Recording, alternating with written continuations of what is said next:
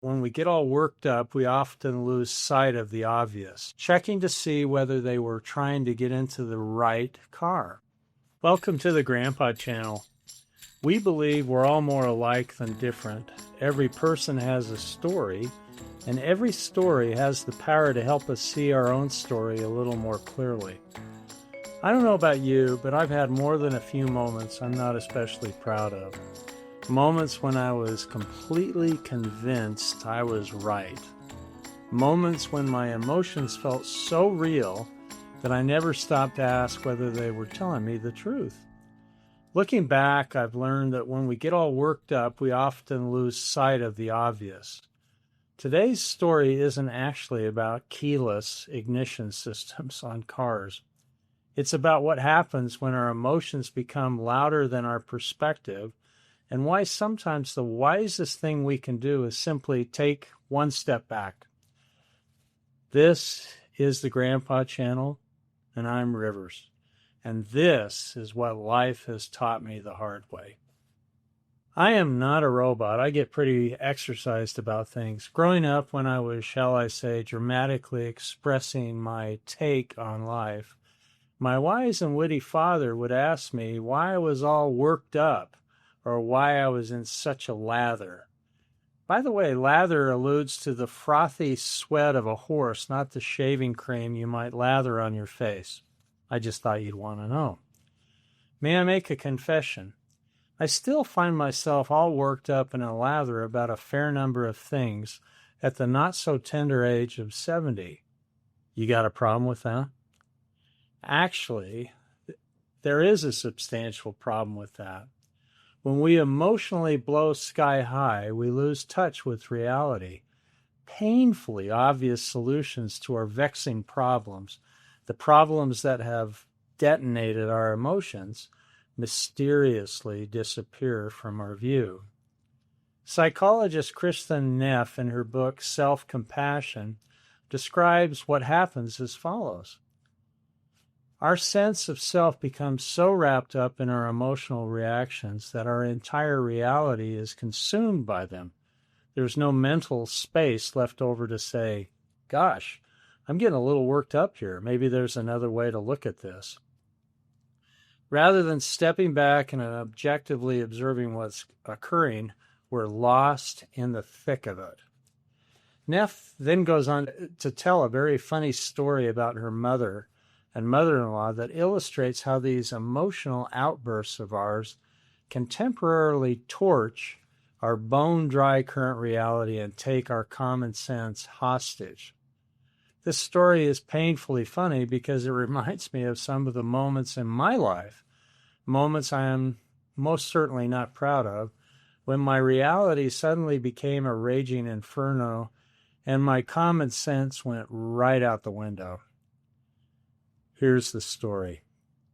I remember once my mother and my mother-in-law were both visiting from out of town, and they borrowed my car for an outing with my son, Rowan.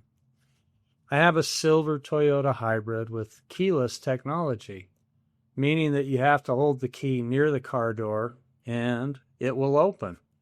There's no push button or key to insert. This novel technology made them a bit nervous. They just didn't trust it. After going on the outing and coming back to the parking lot, they tried holding the magical key thingy next to the car door, and of course, it didn't work.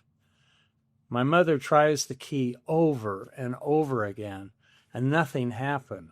See, you can't rely on these newfangled gimmicks. They both got very upset. What were they to do?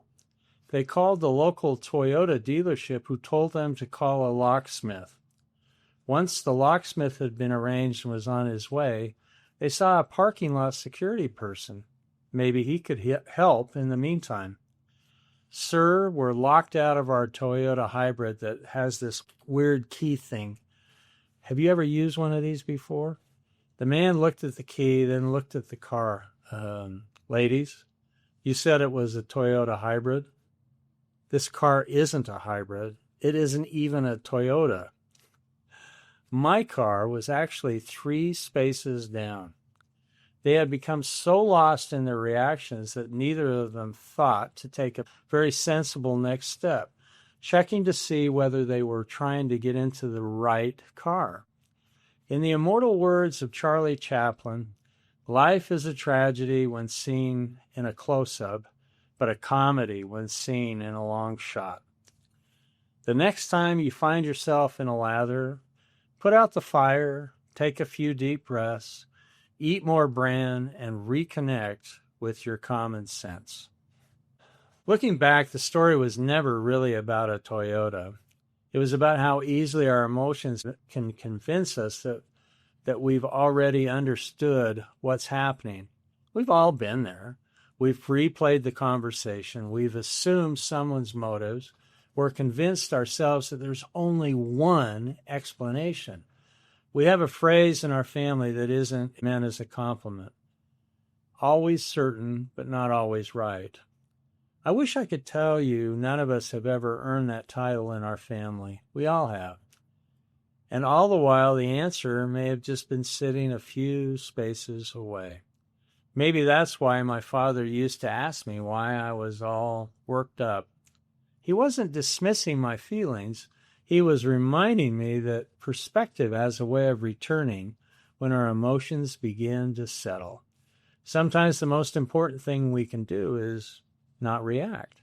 It's to pause long enough to make sure we're trying to unlock the right car. If you'd like to sit with this a little longer, there's another conversation this week about why creating a little distance from our emotions can help us see ourselves and others more clearly. And if you'd like to reflect on the moments in your life when you've been a little lathered up and common sense has stormed out of the room, we've created a reflection journal with just a few prompts inspired by today's episode.